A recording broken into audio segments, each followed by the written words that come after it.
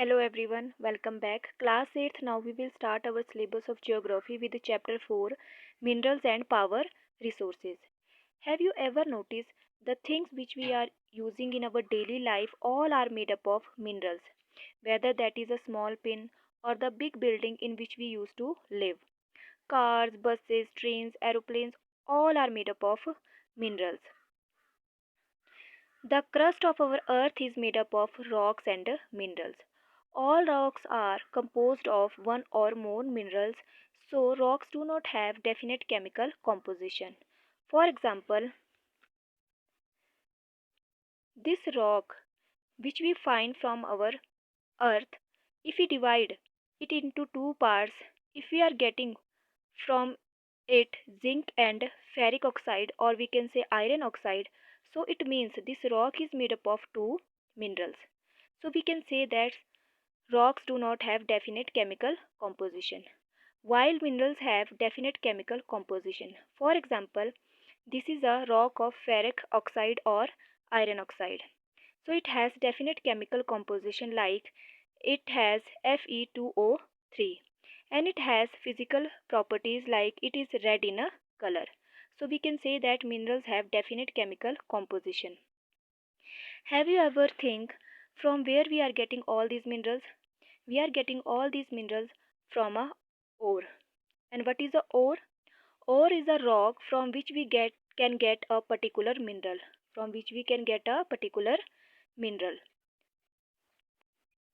For example, from this rock, if we get more iron, if we get more iron, so this rock will be known as iron ore. So this rock will be known as iron ore.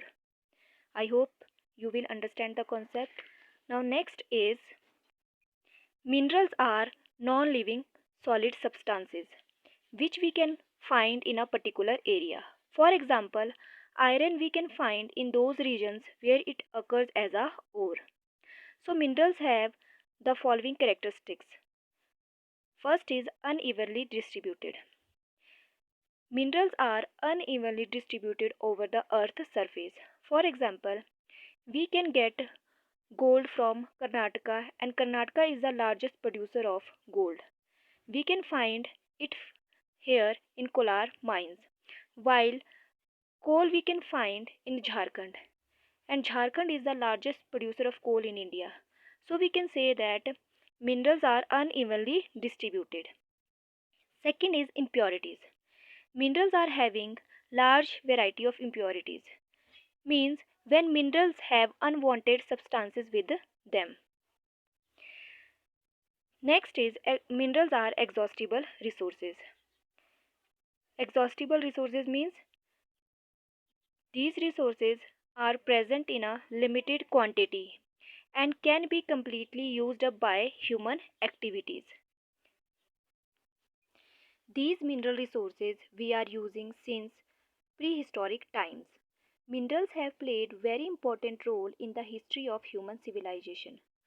So now we will read about various stages of human development which have been named after minerals. So first is Stone Age. Stone Age is the time when humans made weapons from stones. Humans made weapons from stones. See, like in Stone Age, humans used stone to make weapons. So this age is known as Stone Age.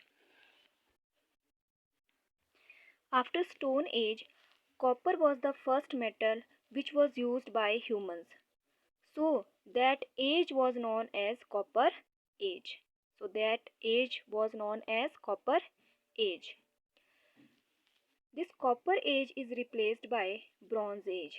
In this age, humans started to mix copper and tin to make stronger metal.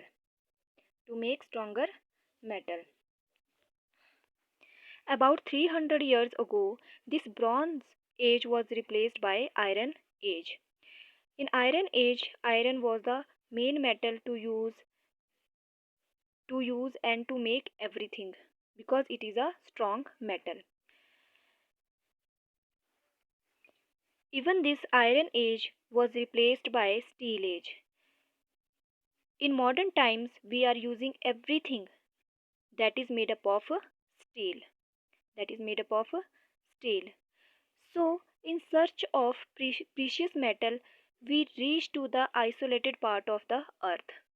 Humans always attracted to the shine of the minerals. So, during the last 200 years, we made great progress in utilization of mineral resources. So that's all for today. If you have any query, you can ask from me. Please like the video and subscribe the channel. Thanks.